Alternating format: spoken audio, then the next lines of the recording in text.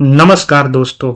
मेरा नाम है शुभम राज। आज हम बात करने वाले हैं एक ऐसी कंपनी की जो भारत के औद्योगिक इतिहास का और उसकी ताकत का प्रतीक है। टाटा स्टील एक सदी से भी ज्यादा पुरानी कंपनी और यह राष्ट्र के निर्माण का प्रतीक भी रही है। अगर हम इस कंपनी को देखें तो दो अलग अलग कहानियां नजर आती हैं। एक तरफ भारत के मुनाफे वाला पावर हाउस और दूसरी तरफ यूरोप में संघर्ष करता हुआ एक कंपनी, अतीत की एक महंगी गलती से जूझता हुआ जो कोरस का एक्विजिशन करके किया। तो आज हम इस जटिल कहानी की जरूरी पहलुओं को सामने लाने की कोशिश करेंगे कि कैसे एक कंपनी एक नेशनल चैंपियन भी है और एक चेतावनी भरी कहानी। तो चलिए शुरू करते हैं। तो शुरुआत करते हैं टाटा स्टील के न्यू से। जमशेदजी टाटा का सपना था जो 1907 में साकार हुआ और जमशेदपुर शहर बनाया। दो मुख्य ताकतें दिखती हैं।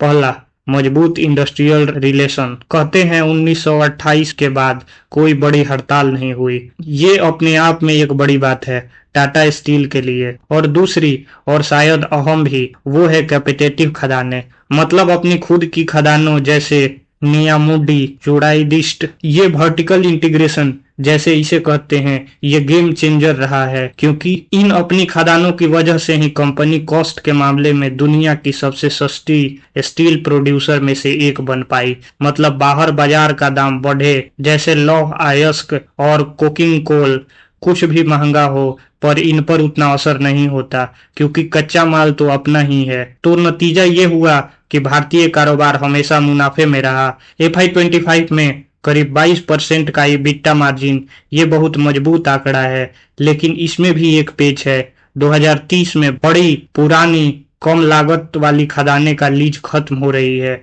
इससे नीलामी से मिली ज्यादा महंगी खदानों पर डिपेंड होना पड़ेगा। लागत बढ़ सकती है, ऑपरेशनल इफिशियंसी और भी ज्यादा जरूरी हो गई है। ये भारत की कहानी है, मजबूत नींव। और फिर आया वो 2007 का कोरस का अधिग्रहण, एक बहुत बड़ा दाव। 6.7 बिलियन। ब्राजील के CSN के साथ बोली लगाने की जंग चली थी और टाटा जीत गया और रातों रात दुनिया की 5वीं सबसे बड़ी स्टील कंपनी। उस समय तो वाहवाही हुई थी और इसे मास्टर स्ट्रोक कहा जा रहा था। लेकिन इसमें एक बुनियादी दिक्कतें थी जो खासकर 2008 के फाइनेंशियल क्राइसिस के बाद खुलकर सामने आई। दिक्कतें ये हुई कि जो भारत का मॉडल था वो था कम लागत और अपनी खदानें। यूरोप का कोरस मॉडल था, वह था ज्यादा लागत, कच्चे माल के लिए बाजार पर निर्भर। ये मेल नहीं खाया। जब यूरोप में स्टील की मांग गिरी, जिसे जो भारी कर्ज लिया था अधिग्रहण करने के लिए, उसका बोझ बढ़ गया, क्रेडिट रेटिंग गिर गई। फिर एक दशक से ज्यादा का लॉस, प्लांट भी बेचने पड़े, टी साइट्स, कॉन्थर, कई यूनिट्स बेचनी पड़ी। आज भी यूरोप का कारोबार संघर्ष कर रहा है। FY25 में यूके में 385 मिलियन का EBITDA घाटा हुआ है। नीदरलैंड में बस नाम मात्र का केवल 90 मिलियन का EBITDA है। और जो यूरोप में आज ग्रीन स्टील पर इतना ज्यादा पैसा लग रहा है, वो असल में कोरस स्टील की विरासत से निपटने का एक महंगा और रक्षात्मक कदम है, क्योंकि सालों तक जरूरत के मुताबिक निवेश ही नहीं हुआ पुराने एसेट में। तो कोरस के इस अनुभव के बाद टाटा स्टील ने फोकस वापस भारत पे किया। IBC का फायदा उठाया। 2016 के इंसॉल्वेंसी एंड बैंकरप्सी कोड का बहुत सही से फायदा उठाया। भूषण स्टील को खरीदा 2018 में 35,200 करोड़ रुपए में। और फिर निशाल इस्पात निगम लिमिटेड NINL को 12,100 करोड़ रुपए में। और NIL का टर्न अराउंड तो कमाल का है। बंद प्लांट से अब FY25 में करीब 1,000 करोड़ का EBITDA कमा रहा है। इस अधिग्रहण से भारत में क्षमता बढ़ी है, लेकिन ये जो कंसोलिडेटेड आंकड़ा आते हैं वो पूरे तस्वीर नहीं दिखाते। कंपनी का कर्ज तो अभी भी काफी है। यहीं पर तो वित्तीय सच्चाई सामने आती है। कंसोलिडेटेड आंकड़े FY25 में कुल EBITDA 25,802 करोड़, वो अलग तस्वीर छुपाते हैं।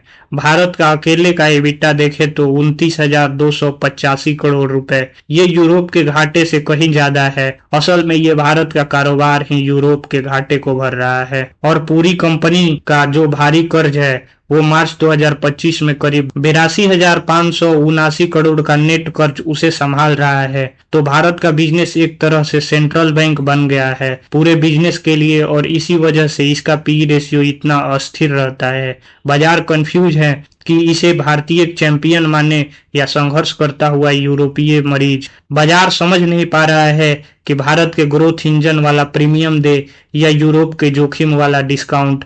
और इस इंटरनल चुनौतियों के अलावा बाहरी दबाव भी है, जैसे ग्लोबल स्टील साइकिल, चीन का दबदबा, और चीन का फैक्टर बहुत बड़ा है। दुनिया का लगभग आधा स्टील वही बनाता है, और जब उसकी घरेलू मांग कम होती है तो वो सस्ता स्टील दुनिया भर में डंप करने लगता है। इससे कीमतों पर दबाव बनता है, मुकाबला मुश्किल होता है। और अब भविष्य की बात करें तो ग्रीन स्टील ये आजकल बहुत चर्चा का विषय है।